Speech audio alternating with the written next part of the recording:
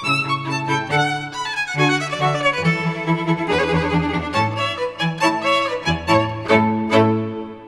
I have Dr. Elizabeth Muss on. She's a cardiologist here in New York City. I really appreciate you coming on. Oh, I love being here. I love to talk. I love to talk about high blood pressure for sure and sodium. I can't wait to have it. Can we start? I'd like to start off with hypertension. Like to? Okay. Oh, yes, Yeah, because it's the most important thing. Doctors have it. Someone finally wrote somewhere that salt is really important for high blood pressure. I was married to a very famous restaurateur, and he was going to put together a restaurant with no salt in the kitchen. It was going to be one of the most famous restaurateurs in New York City for sure, Tino. Tino, you know who he is. And then Dr. Mann, a hypertension specialist, had one of the most famous chefs in New York. And we wanted cardiologists to invest money in this. I think that today, that would be amazing. It would be amazing. Well, this was in Extremely 2016. Okay. We thought cardiologists would want to invest $2,000 for patients to go to the most famous chef and the most famous restaurateur. Trust me, the customers would have gone there because they wanted to see my husband and they wanted to eat with the chef. I mean, they would have been there. And they couldn't figure out why there was a reason for it. I mean, it was the most amazing thing. These doctors didn't have a clue, and they didn't understand that patients couldn't care less. They wanted to be in those restaurants. They would have made a lot of money. So that's where they were with hypertension, which is why patients have been having strokes, have been in trouble. However, I'm sort of ahead. I'm always ahead. I think, with that whole restaurant idea, I think that would still be successful today. Well, today it would be successful. Even not going the medical route, I think just people are a little more maybe health conscious. They are a little more health conscious, but you have to have the doctor to be just as health conscious as the patient. Yes. Because they had to put the money in, and the patients, they would have made a fortune. That's one thing I think I see with you. I mean, I've worked with probably 200 plus doctors here in New York and New Jersey, and I think seeing the way you deal with your patients and the time you give them, I think is very much unlike most other doctors, where I see it's hard to even get 15 minutes. Well, 15 minutes of FaceTime with your doctor. You're lucky if you get that. That's why I closed my practice. I talk too much. Everybody knows I talk too much. I mean, I've seen you sit with a patient maybe an hour to come to some sort of diagnosis. Well, I do talk too much. We all know that. So that's why I could not stay in practice and pay the bill. So I had to leave it, and I became my own. I'm the whole office. I'm the answer phone. I'm the typist who can't type. My patients have to sit down and they have to type my patients sit down in front of the computer and they type everything for me. If I did it, it would be an hour. If they do it, it's 5 minutes. It's 5 minutes. It's wonderful. But anyway, the key, we can get sidetracked very easily. The key to this is losing the taste for salt. If you lose the taste for salt, it's the same thing with being overweight. Fortunately, salt and sugar go together, so that if someone wants to lose weight, I put them on the exact diet. If they have a normal blood pressure, it may get too low and they may need salt.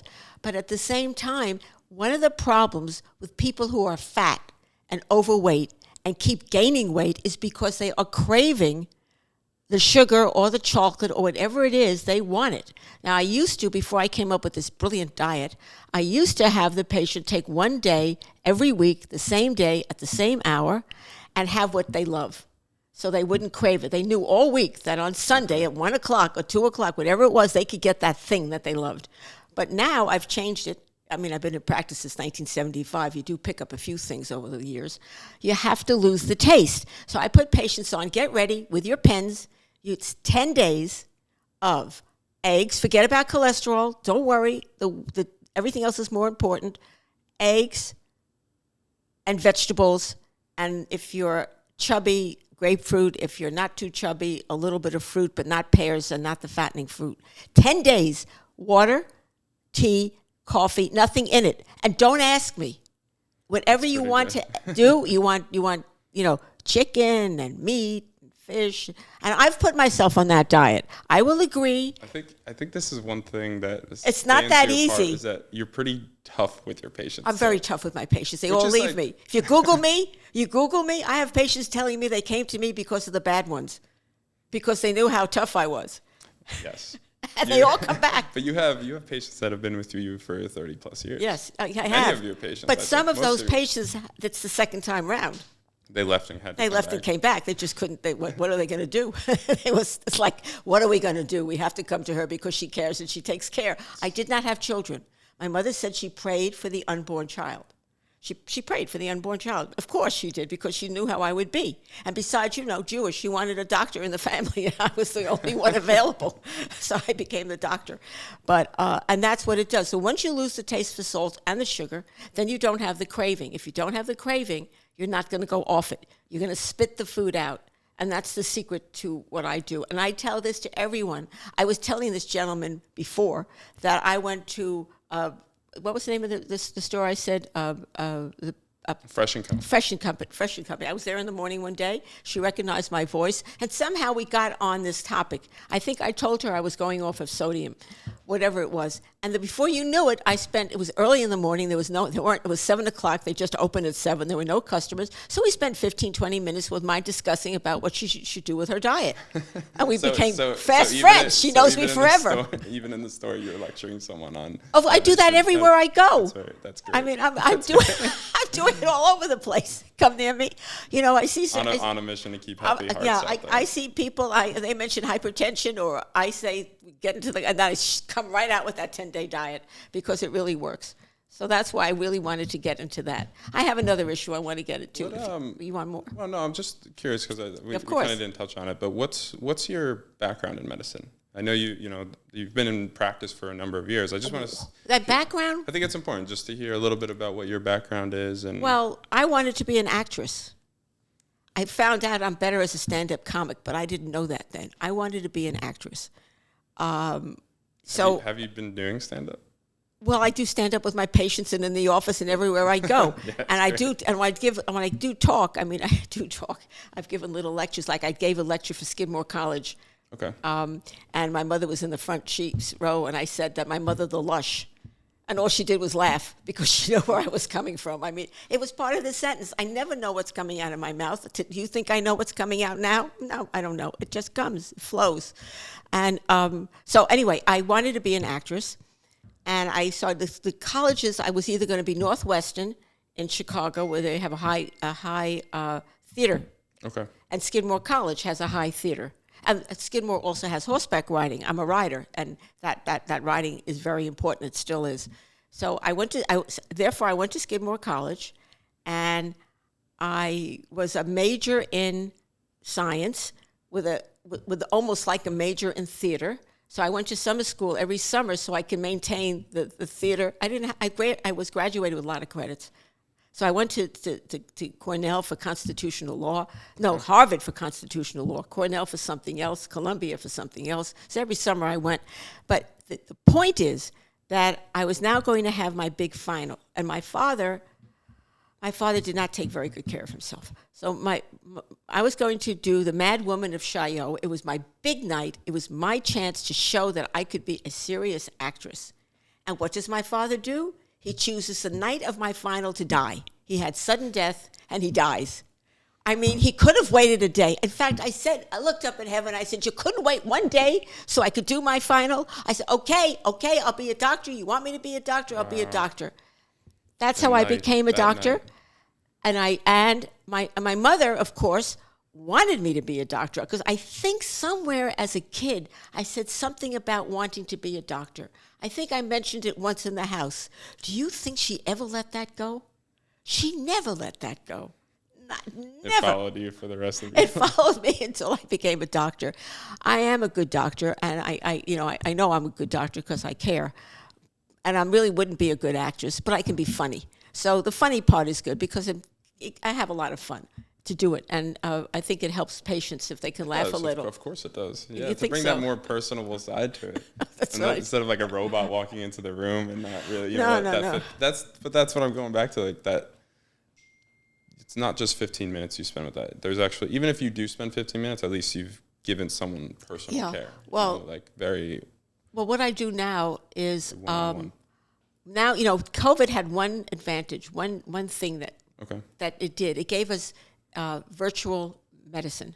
It gave us that ability. I think, yeah. And even though it was around before, I agree with you. We didn't use it the way we do now. Didn't use it, and I think it was just like patients. It just wasn't your first thing to do. No, but while I was home in quarantine, I was working. Yeah. I was seeing the patients. I was talking to them on the phone. I was seeing them as something called UpDocs, and I was using that.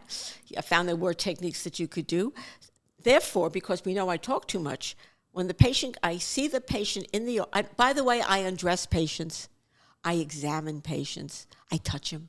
I listen to their heart, not through 5 coats, because you can't hear anything. Doctors are listening. Do you think they really hear your lungs? Really? You think they really hear your heart when you've got your coat on or your shirt on? No, they don't. But it's okay. They make it up. So at the end of the day, if they see you at all. So what I do is I have the patient come into the office, his location, and I examine them. I undress them. I examine them. I do the EKG. I used to have someone who does it, but now I do the EKG myself. That way we know it's done correctly. By the way, new topic for 1 second, EKGs. Listen to me carefully. Listen to what I am telling you. This is really important because nowadays, all of a sudden, the PAs, the nurse practitioners, and some of the primary care physicians decide they are going to do electrocardiograms a new way, that you don't have to do the classic way of doing an electrocardiogram. But unfortunately, if you don't do it correctly, the electrocardiogram is very different than it will be when you go for life insurance and when you go for something else. You're going to have one EKG that's going to be very different from the one that they're going to do where they know what to do. The limb leads have to be on your, excuse me, microphone, I'm so sorry. The limb leads have to be on your arms and on your legs. They can be just below the shoulder. That works. They can be just on the top of the thigh. They don't have to be on the ankle. They don't have to be on the wrist. But you do not have limb leads on the torso. If someone wants to do a limb lead and put them on your torso, don't take it.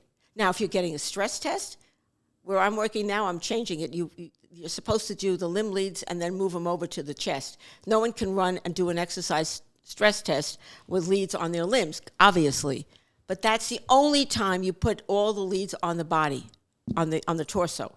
Otherwise, leads on limbs, arms, and legs. If the doctor or whoever's doing it doesn't do it that way, refuse it because you're getting the wrong information. And if you have to go for life insurance or you have to go for something where it matters, you won't get it because there's going to be a difference. They can also, the next thing, because, we all have breast women, we do. And, the men don't want to put the leads down below. But they have to be counting intercostal spaces, 1, 2, 3, 4. It must be down in the 4th intercostal space. Otherwise, guess what? The electrocardiogram will give you a heart attack. The electrocardiogram will look as if you've had a heart attack on your anterior wall. I've gotten consults. That happens pretty often. Yeah, I've had yes. Even here, I was asked to look at an EKG because they were worried that the patient looked like they had a heart attack. They looked like they had the leads in the wrong place. So again, leads on limbs, really important, and because you need accuracy. And then leads, they have to count to the 4th intercostal space for the V1 and V2, the first 2 leads. Then they do them across the chest. That seems like pretty understood or basic knowledge that it should be done that way. Yeah, I know. It's just not caring. But, this has been going on since we started doing EKGs. But I think that happens, again, going back to the fact that you are very aware of what's going on with your patients, each and every one of them. Yeah, and I care. That's why my mother didn't want me to have children, I think, because of the way I am. I'm telling you, patients walk out of me all the time, but they all come back. It's amazing. They all make a U-turn and come right back in because they realize that I care, and that has a lot to do with it. So I think that even that caring, that's kind of and something you talked to me about earlier. It's made you realize something even with lab works. Right? Yes. I care about the results. They have to make sense. We won't discuss names or anything, but you've got to be accurate with your labs. And if they're not making any sense, you have to make sure the lab isn't. But Quest, LabCorp, all of those are fine. The problem with those labs, to get into the other topic, is they're the normals. Now, I found out where it comes from. Okay, cholesterol values. I am strict, like in everything I am. I was at Pri-Med, did a cardiology session today. It's one of the CME credit courses that you can take. Okay. And they were talking about the cholesterol values, and they said that the serum cholesterol, the LDL cholesterol, LDL is mortality. It's really important, and you want very low. In fact, we now know that your LDL can be 20 or 13 or 2. If you have coronary artery disease, it doesn't matter. It's more important that it doesn't make a difference in your life. But the serum triglycerides, which, by the way, are high in people who are diabetic and awful high in people who are fat. PS, by the way, because it's the fat that you eat and the cheese and all of that raises the triglycerides. Okay. And the triglycerides lower the good cholesterol. You all hear about the HDL. Everybody wants to exercise to raise their HDL. Everybody wants to drink because we know that alcohol raises your HDL. Understand, if your HDL goes up to 150, you're an alcoholic, and we know it, because alcohol raises it a little too much, and especially when we know you're not a marathon runner. So at the end of the day, so the serum triglycerides of 150 are going to lower your HDL so that it's going to be very difficult to get the normal HDL of 70. That's why, yes. Okay. Why would the triglycerides, so the triglycerides are high in people who have alcoholism, and also No. Thank you for I need to clarify because you didn't understand what I said. Okay. The HDL, the good cholesterol, the quote good cholesterol, that is high in runners genetically, and also in people who drink too much. Okay. Okay, but that's separate from the serum triglycerides. Okay. I mean, they may be high in alcoholic, but that's not the connection. Okay. Some people just have high triglycerides, and the normals say less than 150. So at the meeting I was today, they're talking about lowering the triglycerides from 150 to 130. There's no mention of going below 100. So, of course, you see what I'm like. I wrote a note. I said, I disagree with what you're saying, because the serum triglycerides will lower the good cholesterol. They will therefore raise the cholesterol HDL ratio. The cholesterol HDL ratio is a measure of exercise. When that ratio is low, because the HDL is high, then we know people are running or drinking too much, one of the two. And so finally, they've gotten the LDL to below 100, though I like it below 80. But the triglycerides, so someone who doesn't have me to talk to them, Okay. they're looking at, they get their lab results back, and they see their triglycerides are 130, 140. They think they're in good shape. They're not in good shape. It needs to come down, because the only way, and that's what. But now I was blaming Quest for the normal, what they were using as a normal. Okay. Now I know it's not Quest; it's the medical community that's using the wrong numbers. And is all labs around the everybody across the board using those numbers? They're using the ones that I've seen. They never bring the triglycerides to below 100, which is where it needs to be. It has to be below 100, and you see it. Once the triglycerides get down to below 100. Because now everybody's looking at triglycerides. So why, I don't get why, if it needs to be below 100, you said, why would the medical community make the standard because they're not paying, they're not making attention, or less than 150. I don't know, they're not paying attention. All I know is we know that the triglycerides lower the HDL, and patients could look at their own bloods, and they'll see that when the normals are HDL greater than 50. Not HDL greater than 70, because you can't possibly have normal HDL of greater than 70 if you're allowing triglycerides to be 150. Okay. Does that make sense? Yes. So that your cholesterol HDL ratio will never get down below 3. And I want everybody's cholesterol HDL below 3, because I want everybody running around the block. I want everybody exercising. By the way, dancing is wonderful exercise, PS, especially for quarantine. So I tell patients, when they don't know what they're going to do and they're so busy, I say, are you married? Do you have a family? Or are you just alone? Yes. Does your wife or your husband like to dance? Yes. Well, why don't you start dancing 15, 20 minutes every day? Because that's good exercise. It's great exercise. And ladies, it's good for your waist. It's good for everything. And it's music and it's fun. And you put it on, so you dance. And you got your exercise right then and there. So anyone who says they can't exercise every day, that's bullshit. They can, because they can dance. And that's what I tell you can people to You do. can get up for 20 minutes a day. And Of course, and just dancing and having fun. So But, even with that, some people won't do it. well, that's their problem. And they need someone a little tougher like you to kind No, of but I have to tell you a story. No, I have to tell you a story. I work at a Gramercy Diagnostic where they do PET stress tests. That's another topic. PET stress tests. I'll get back there in a second. I want to tell you, but you make me go back. Okay. We'll go back to it. So what I'd like to, I hate saying so. It's no good to say so all the time. It's such a bad habit, and I can't seem to get rid of it. This woman, she's overweight, African American. She's overweight. Okay. Her husband is this little thin guy. Okay. They must be in their 60s. And I'm giving the speech I just gave you just now, and I start bringing up dancing. She stops, and she says, "Do you mean we can go back to dance? No one ever told us that. We used to," and she's looking over at her little husband with such eyes of such love and such caring, and it makes me want to cry. And she says, "Oh, we can go back to the way we were. We can go back and dance like we did when we were younger. Why didn't somebody ever mention that to us before?" Wow. I will never forget that. It must be 3 years ago. I will never forget the look in that woman's face when she looked at this little guy, and she's big, and I have to tell you, I tell this story all the time. I'm going to start crying.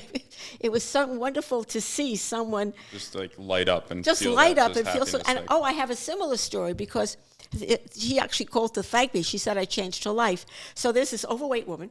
Okay. She comes from Puerto Rico, one of those countries down where everybody goes on vacation.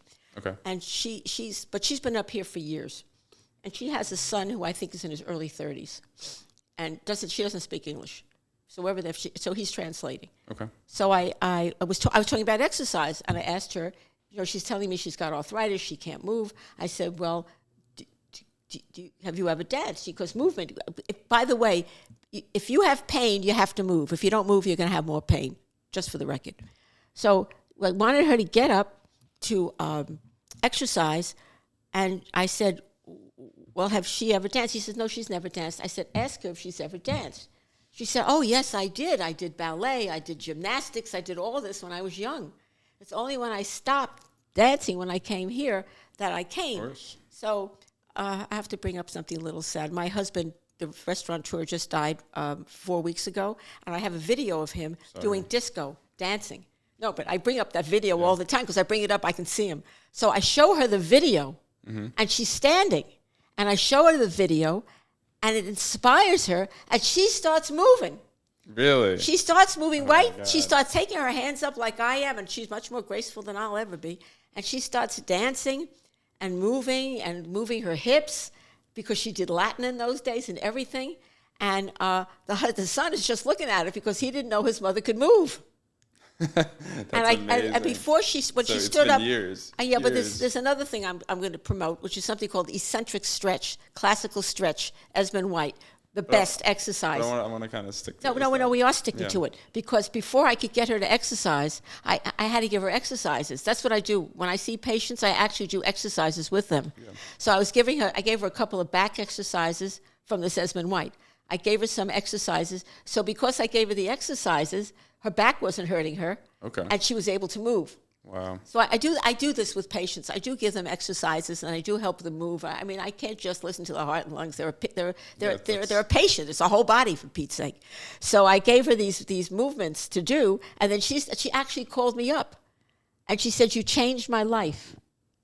You changed my." I think you've done that with a lot of people. I have, Yeah. for sure. It's just it's amazing how that's But happened. I think like what you're talking about now, even with looking at the whole body. It isn't just about the heart. Isn't just about listening to the heart, right? Because anything that's wrong with the heart is coming from somewhere else. That's right. It's coming from inactivity or a bad diet, That's right. Or you know more than me or some other parts. But if you don't get someone who's actually looking at all these other things and looking at the whole picture, you're not going to get precisely any sort of exactly. That's exactly true diagnosis of what's going on. That's what's so good about Esmond White, this eccentric stretch, classical stretch, because when she does any part of the body, it's the whole body. And she reminds you that the back is connected to the legs, is connected to the shoulders. You have to get this done. You have to get everything in order. If you don't do it, that's the way it is. I think that's, yeah, so even with musculoskeletal, a lot of times it's like you might have a pain in your back, but it could be rooting from just tightness down in, That's right. in your hamstring. That's and right. Legs. Yeah. And you're walking funny because of your leg, and that throws your back off. And before you know it, you've got the whole thing that's not going right. I've gotten off topic. Where are we? We're all over the place. We are a little bit all over the place. That's okay, though. I can't help it, But no, that's okay. There's a lot when to I talk say about. when I say one thing, I think of something else, and then Yeah. if I lose it, I guess I'm supposed to because it's not that much. There's another topic to discuss, which is panic attacks. Well, yeah, I guess being on musculoskeletal, we can. Yeah, because we go to panic attacks. Segue We into, can segue, for into sure. panic attacks. For sure. So all right. Those of you who were double jointed as a child, Okay. or had a scoliosis, curvature of your back. So double jointedness is not. It's just The joints are unusual loose. flexibility. Yeah, right? yes. It's just a little bit. You would know you had it because you were showing it off as a child. Yes. Okay. You were showing it off.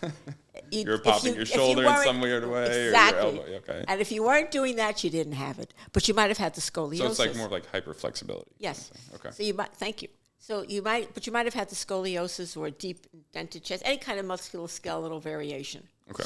Okay. These people have a tendency to be those that everyone thinks is too nervous, too anxious, jumping all over the place, can't seem to calm down. Okay. Okay. So they would be prone to anxiety? No, they're not prone to anxiety. It's the adrenaline that comes shooting out that gives them the anxiety. They're really not, because in this case, a panic attack, you're not anxious about anything. You have nothing to be anxious about, because the whole idea of adrenaline is your fight-flight system. It's supposed to make you afraid, but you have to be in a situation where you have something to run from or be afraid of. If there's nothing there, you're all the way up here, all the way up in the air. So I made this up. But there isn't a doctor who has told me I was wrong. Mm-hmm. In the 7th week of the fetus, the skeletal system and the autonomic nervous system develop at the same time. So I decided I keep hitting this poor microphone, that there was a connection between the two, and it turns out that the adrenaline has a mind of its own. This is key. You are not responsible for the development of all that adrenaline shooting through you. It just goes through your whole body. Before you know it, you're looking around and you don't know why your heart's going fast, and you see nothing to be afraid of. And it's driving you crazy, and it's driving everybody around you crazy, because you think there's something wrong with you, and everybody's making you think there's something wrong with you, and they're making you feel guilty that you've done something terrible because you can't. Negative feedback loop. You can't control this, and that's it. So now let's understand something. You can't make it stop happening. The key is you cannot make it stop happening. Just like you can't make diabetes stop happening. If you have the gene for diabetes, if you have the gene for hypertension, you eat the salt, it's going up. If you don't eat the salt, it's going down. You can control it. You can't prevent it. The same with diabetes. If you have a tendency to diabetes, if you eat sugar and your insulin isn't doing what it's supposed to do, you have to control the symptom. Well, the high adrenaline state is the same thing. You can't prevent it from occurring. So don't tell anybody. Keep quiet. Don't say a word. Just say, okay, here it is again. Let it come. And then, once it's there, now you can control it, because you're no longer responsible for its being there. You can acknowledge it. But you can, you know it's there, so now you can do biofeedback. You can do a meditation. You can exercise and try to run it off, dream on. But you can get a pill called Inderol, propranolol. Now, many cardiologists haven't a clue how to use that drug, because when I bring it up, they tell me, oh, it's going to make them tired. When someone's all the way up there, wide awake, and up here, trust me, they want something to make them tired. To calm them down. A little bit, so propranolol, and some people can tell exactly when it's going to happen. So 10 milligrams of propranolol, they pop it, and it's done.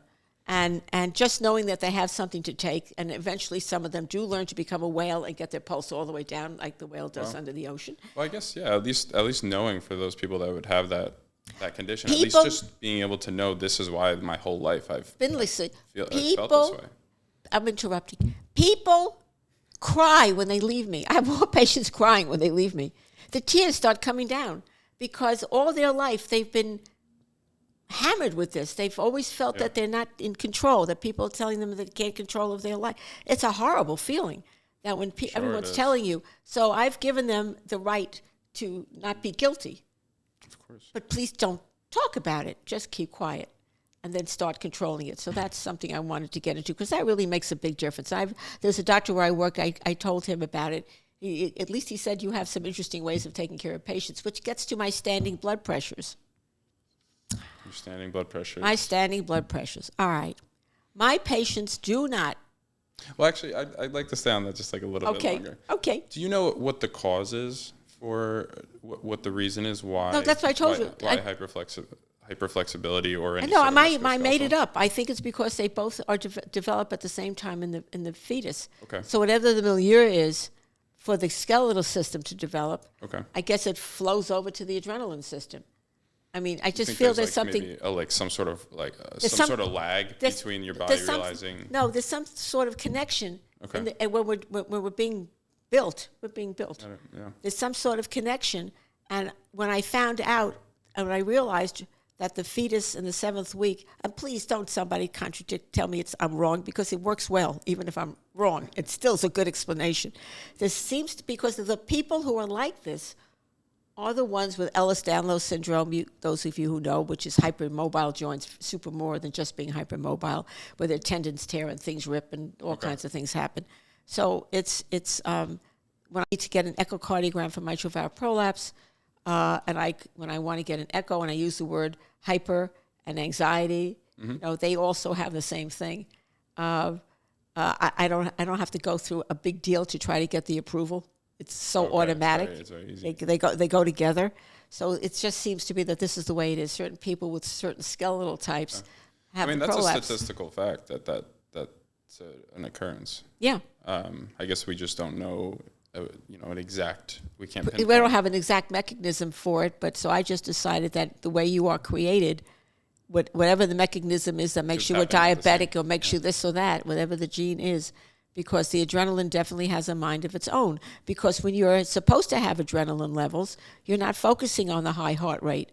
You're focusing on running away. And you need the high heart rate to to move. So you're focusing on reacting to it. Okay. So that's why that's why it's called panic, because you need something to be anxious about. If you're not anxious about something, are they worse with anxiety? Do they get anxiety? Do they react more? Well, they're going to react more because they're going to have more adrenaline in the first place. Sure. But I think that's very helpful. I think a lot of people. No, it is helpful. Yeah. No, I because now where I work, there's a lot of people who are struggling in answer to what might have been going on.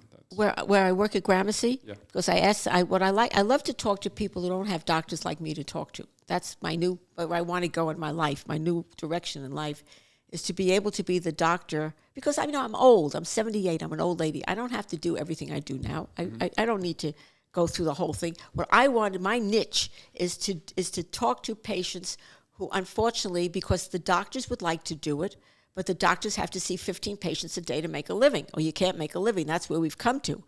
So these patients need somebody to sort of fill in the gaps, to sort of help them understand why things are the way they are, why the doctor's telling them to do. That's what I love to do. It's a shame, I'd say, that doctors need to see so many patients now. It's not recognizing the value of the doctor, and it's unfortunate. Now we have the nurse practitioners and the PAs that seem to be filling in the medical part of what the doctor should be doing, and which is good to some point, but there's also there's not much. But it depends why. That's why. But now the big push is on doctors becoming researchers. All the hospitals want the doctor to go into research. They want most of the PAs and nurse practitioners running most of the to be the medical doctors, and not understanding the value of the education that the doctor has that's supposed to give them a leg up on how to take care of patients. But a lot of that's been lost. It has. I wonder if, with nurse practitioners and PAs, that maybe even their job is going to change over time too. Maybe robots. You think so? Oh, well, that's what they talk about, robots. Everything's changing. Look what's going on now. I mean, we can't get political. This is not the time to get political. But, I'm not unhappy that I'm the age I am. I don't have to see these changes going on. A lot. But, I mean, technological changes aren't always bad. No, they're very helpful. I mean, Yeah. they are helpful. But you see, if you have these technological changes, then you should have more time to be the doctor with the patient. Instead of that's true, right? It should give you a little more time to have that, yes, that personal side yes, to have the yes. personal touch and have the robot, take the blood pressure, do the EKG, Yeah. do something else. It's just a shame that there's no more of that. The relationship between a doctor and a patient can be special. It is special. I mean, I see it with your patients. That's no, very few people can get that now. No.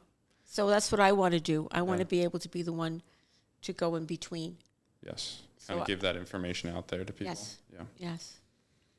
Oh, I think that's a good idea. There's definitely demand for it, and it's needed. It's really needed. Hope that works out. I hope Yeah, we can, now- really push that. For sure. So tell me about the standing blood pressures. Oh, the standing blood pressures. Okay. I thought I was going to kill all my patients by overtreating them. So in 1975, I decided to see what the blood pressure would be from lying down to standing, expecting it to fall down. It didn't fall down. It went up. So, see, there I go with that so again. It never stops. I don't notice it. It's okay. I do. Therefore, when I would take patients' blood pressures, especially the 120s, when they would stand up, it would be 130. And I said, that's too high. My blood pressure standing 90, still is, and my mother's blood pressure 90. Well, when she got older, it jumped. So I decided, there I go again. I decided to put the patients on no salt, a low-salt diet. Just cut it, because I knew back in 1975 that salt was not good for hypertension. Look at this. What was I, 50 years ahead of my time?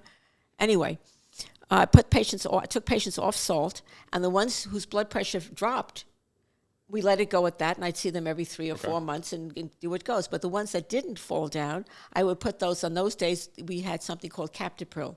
Now we have losartan, and we have ramipril, and we have all these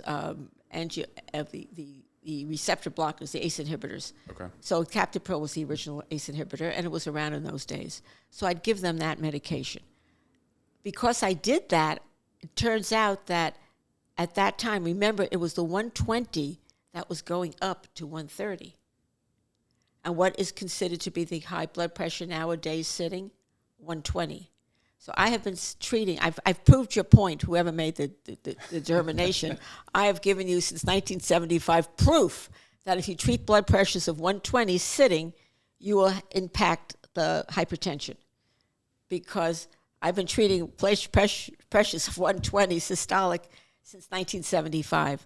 So there's only one patient, she knows who she is if she's listening, and I'm going to tell her to listen, who ruined my record of no strokes.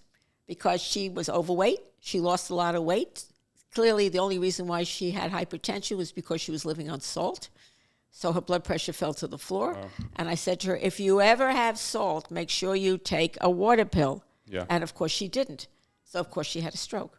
And she ruined my record. Never mind that she had a stroke. She ruined my record. She's still with us today? She's still with us today. She's still a patient of yours? And she knows. Well, she's moved out of state, but but I did what had to be done for her. Yeah, you still talk to her sometimes? Yes. Okay. And she knows, I know I ruined your record. She did. She absolutely did.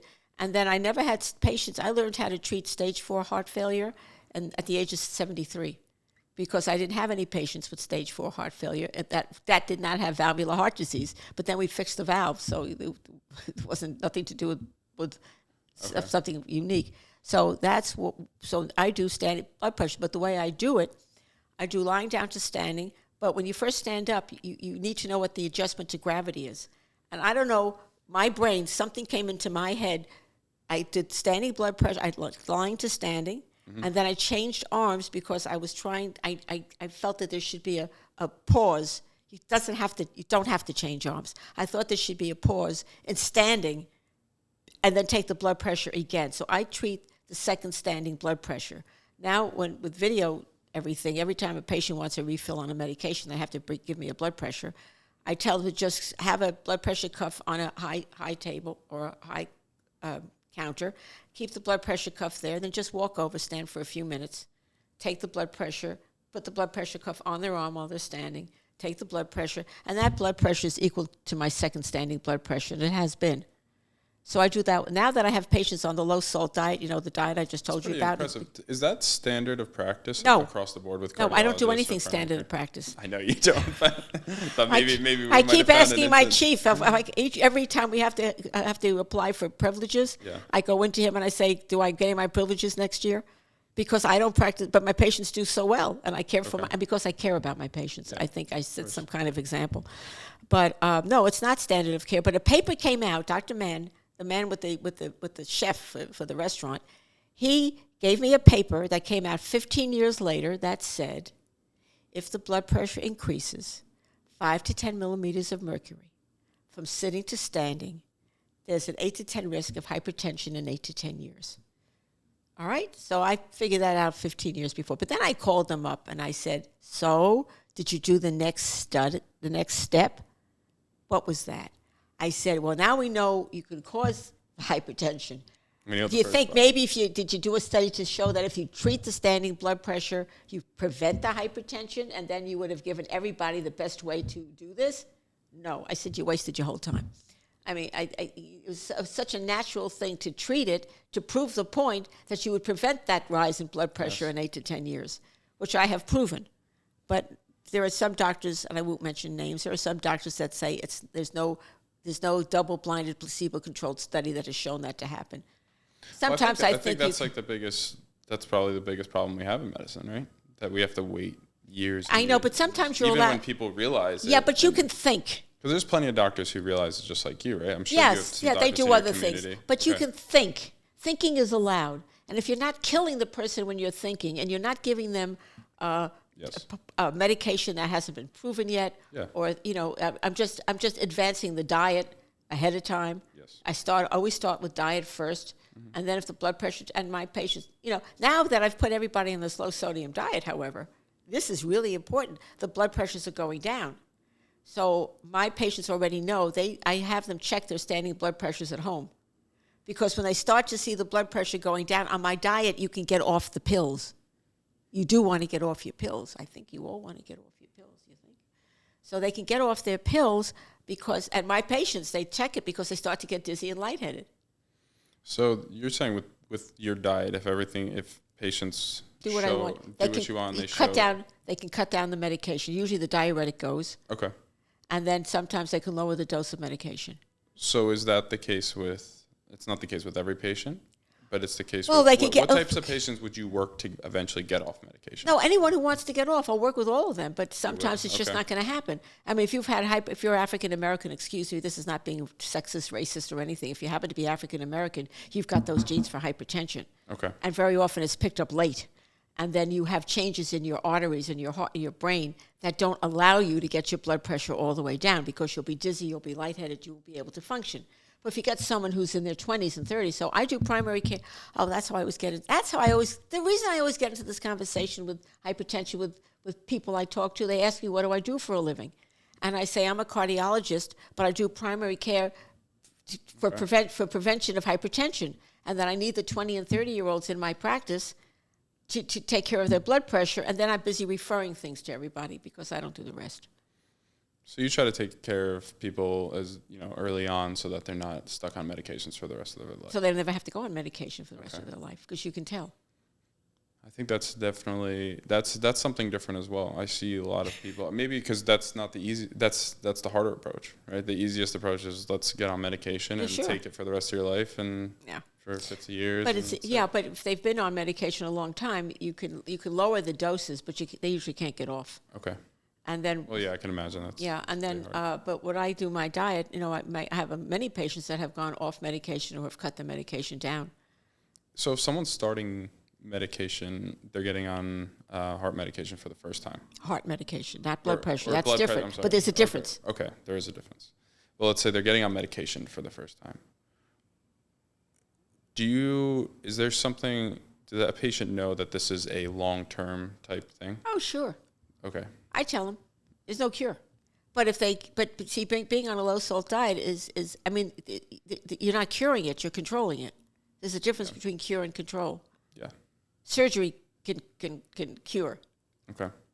Yeah, I think that's just something that maybe people don't think about enough when they're going to start down that path of That's right.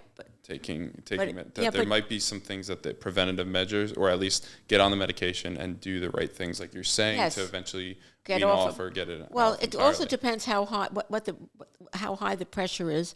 I mean, sometimes I put them on the diet and I put them on medication. If the blood Yes. pressure's that high, I can't. Okay. But I always start at lower doses and go up.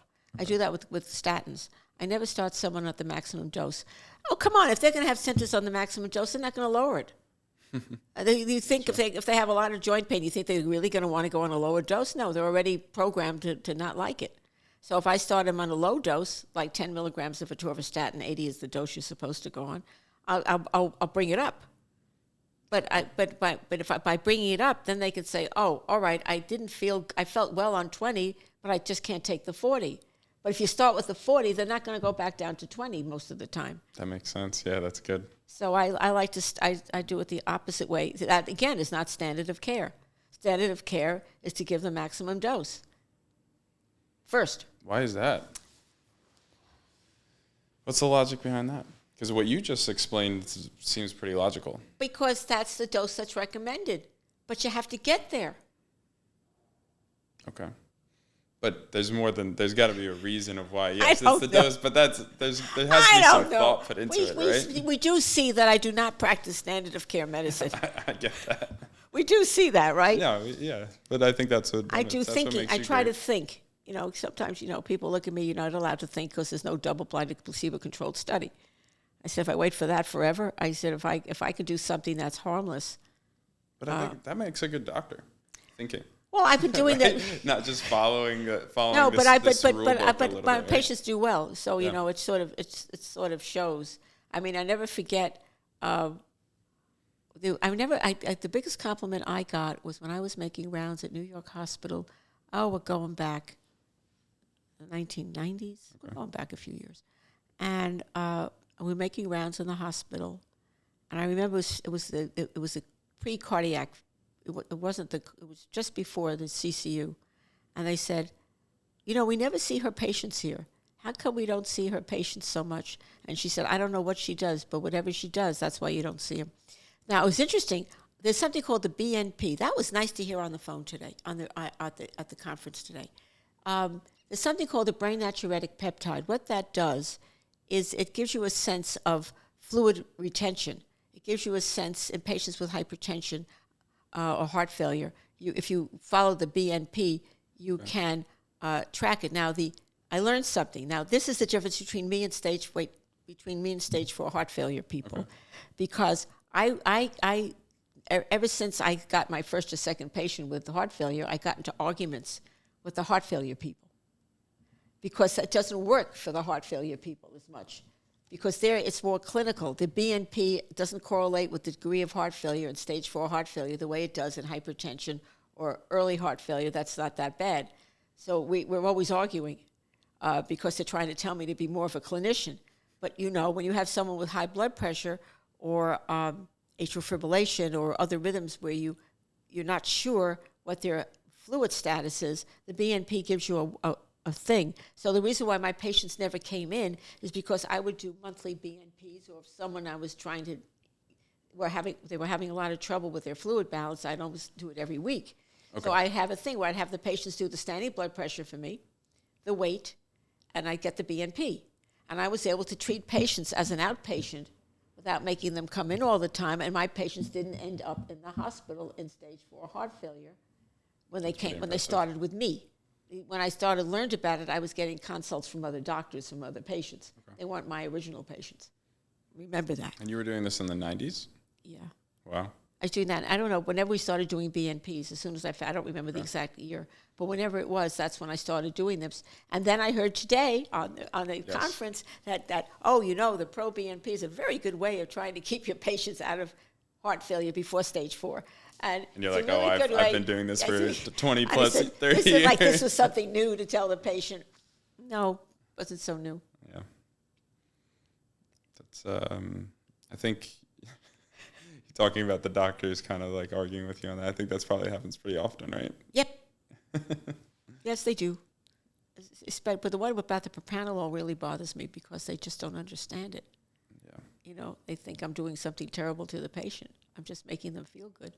There was a study that came out that years ago that for patients who are musicians, to prevent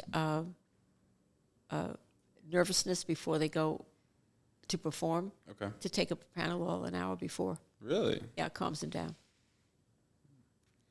It gets, because it's the only beta blocker that gets into the brain. Okay. And you have to get into the brain. It's not about slowing the pulse. It's about getting into the brain and stopping the anxiety. And it's better than a tranquilizer. The best drug, if your anxiety is coming from adrenaline, Okay. the best way is to take 5 milligrams of propranolol or 10. It goes into the brain and it calms you down. And then it leaves in 4 hours and you can be hyper again. Is that something that you would need to be, that can just be taken? When you need it. Very good question. That's a good question. Yeah. No. No. You when you take a beta blocker, if you start taking it every day, Okay. or a few times a day, no, then you have to withdraw slowly. Your heart rate will take off. So you don't use that like that. You just take it the one time, and it's okay. And it has very little as long as you do no it effects. without overdoing it. But if you're taking it every day, then you're going. If it's a beta blocker, you take it every day, or if you take it a couple of times a day, every day, yeah. Okay. Unless you're taking it for a high anxiety state, then it doesn't do that. But so there's long-acting beta blockers. I have some patients with hypertension, with high blood pressure related to high heart rates and anxiety. So they're on long-acting propranolol. Got it. It's a subset. If they didn't have that anxiety part, they would be on metoprolol, because metoprolol doesn't make you as tired. But as I said, these anxiety patients, they're up there, so you're not making them more tired. You're making them less high up in the air. You mentioned something earlier. I don't think we talked about it. On the PET stress. The PET stress test. Yes. Oh, Dr. Rentrop will love you after that sentence. All right, so let me try to explain the key. Now, when you're in a car and you it's a long trip, and you're concerned about about where the gas stations are, not just to use the bathroom, but to get gas. You want to know how much gas in your tank. You want to know how much, if you have enough gas in your tank to get somewhere. It gives you the residual. Yep. You want the residual of how much gas is. That's what the PET stress test. The PET stress test tells you, the regular stress test and a regular nuclear stress test tells you that at the moment, right now, you're fine. Okay. And you're not going to have a heart attack now.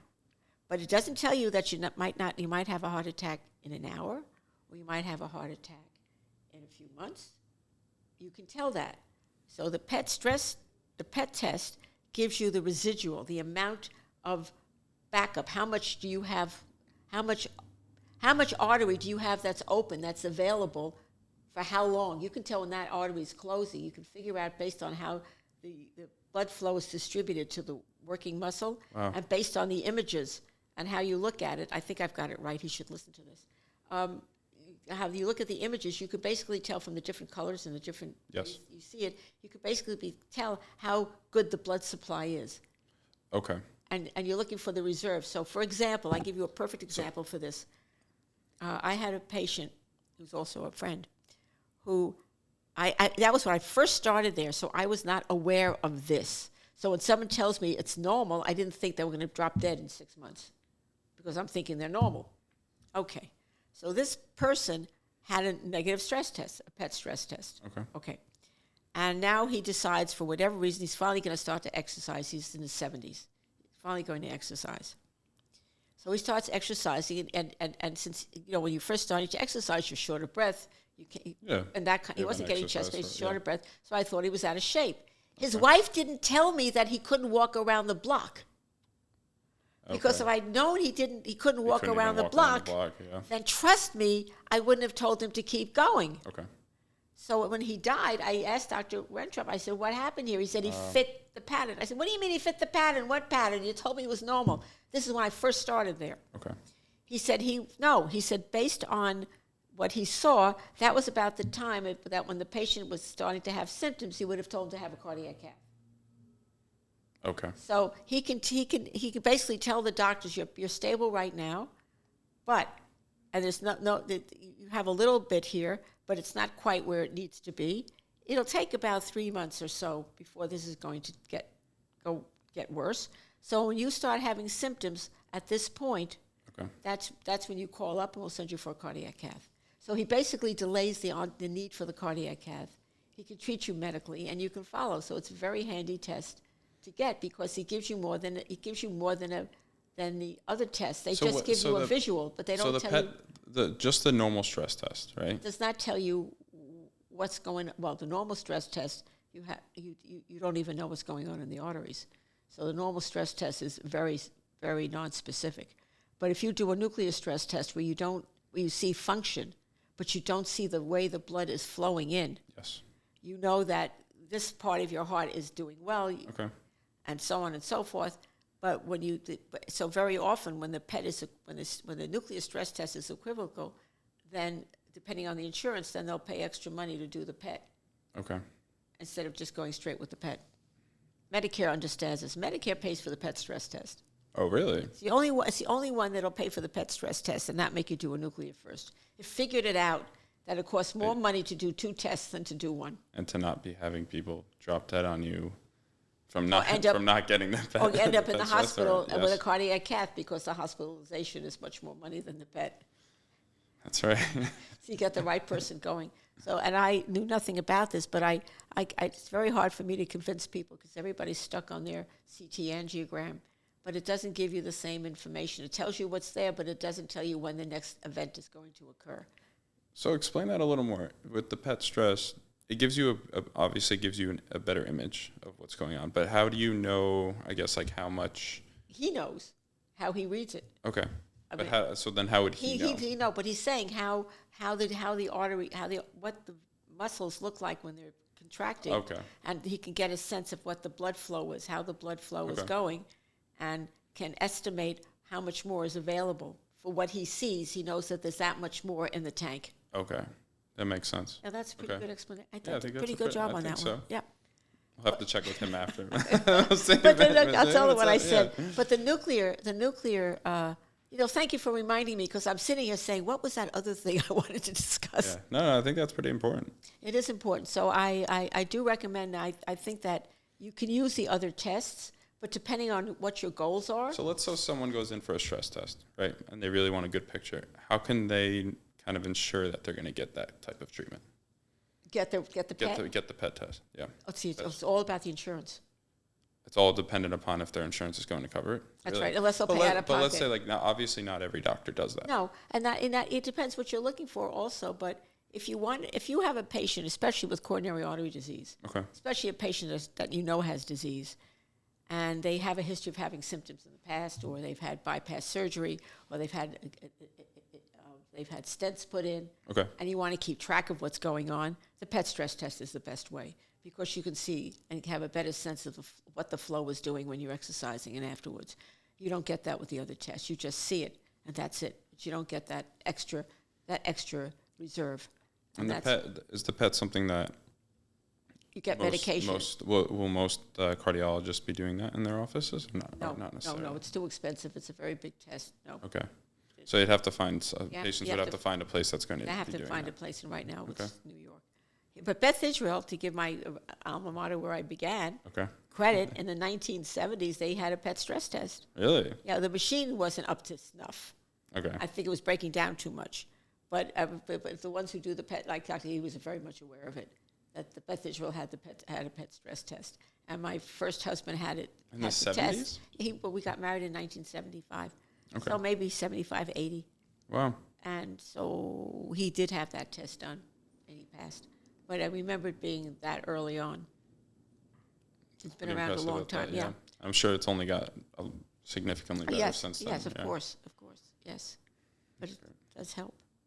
So right now, I know you said you want to really get out there more to patients and try to help in other ways, right? To kind of get your ideas and, but where are you practicing now, and where are you kind of going in the future? Where do you see everything happening? Well, because I talk too much and I had to close my practice. Well, you still have a private practice. Wait a second. my phone became my office. So I work with texting. My patients text me back and forth. Young ones like it. Older ones have, well, I've taken some of my older patients and put them into the next century because they've learned how to text. There you go. They've learned how to use the cell phone. They're stuck. They still want to come back. I was saying to one patient, but you have to text me. That could be a pain in the neck. And I said to one patient, he's throwing a fit, and I had said to, I don't know who I was talking to, but I said to a friend or someone, I said, if I were a young person, I wouldn't want to have to keep texting this woman about when I'm coming in or what I'm doing, because she's always, you have to keep texting me. Mm-hmm. It's a real pain in the neck. I would think that I would want a different doctor, frankly. And he said, no, they're not like you. It's okay. Oh, yeah, no. That's the one who was making the fuss. I said, I was thinking that, but I don't know why. I would think when a young one really doesn't need this. Who needs this thing where she keeps saying, you have to text me? And they don't get it. They say, I don't want to bother you. And I say, well, bothering me is not texting me, because I have so many things going, I lose track. But if someone sends me a text 5 times in a day, don't you think I'm going to answer it? I'm going to get fed up seeing that thing going? Mm-hmm. So patients text me, and I also don't type. So what I have patients do is I have them send me, let me go back. I do the appointments. I do the insurance. I'm good at doing the insurance. I do the billing. I'm very good at that. I know what codes to use. I do the posting, and the answer service. But I have an answer service on weekends. That I do. And I do all of that, and I do the peer-to-peer, and I do I fight for the patients, and I fight the insurance for the patients. I do that whole thing. And you do, yeah. You're. But I kid around with the people I talk to. I have a good time with them. We laugh a lot, and I tell them about hypertension, low sodium diets. You're very hands-on with your private practice. And I now. don't. Yeah, and so that's what I do. So I rent space from this gentleman here, rooms. And I also work at a place called the Gramercy Diagnostic, where I supervise stress tests over there. And they let me stay. So I do work there as well. And I used to see patients there. I see patients there once in a blue moon if it's an emergency, or if I have to, because I really don't like seeing patients there. It doesn't work because they're so busy using the rooms. I used to have my own EKG machine there, and I was really seeing patients there. But that EKG is now in my house. It's not going back there, so I don't. That's not happening. So most of your EKGs are happening here. So it's between Gramercy and here in Midtown. And so there I'm on a salary, which is nice to be on a salary. So now, but doing all of this that I'm doing, it can be a little overwhelming sometimes, primarily because I don't type. That's a big deal, and I write a lot of reports for patients. People don't realize how much I prepare, because what I do is I get the blood tests, and in the electronic health record, I can get serial records, and then I type up a little note for the patient, and then I send an email to all the patients, which has what the tests are, a discussion about it, and then I go test by test with the patient. So I say, the hemoglobin hematocrit, that has to do with anemia. The white blood cell count. By the way, the white blood cell count. So you explain everything. Everything, one by one. I stay on the phone and talk to them. So I do most of the talking on the video or audio chat. Well, obviously, being more hands-on with things is going to be obvious. It's going to require more of your time. It really does. A little more stressful, but I think that's also. I don't think you would have it any other way. No, but I enjoy it. But now that I've started with this, I like being on. I like doing this. I like to kid around. I like to joke, and I like to have fun.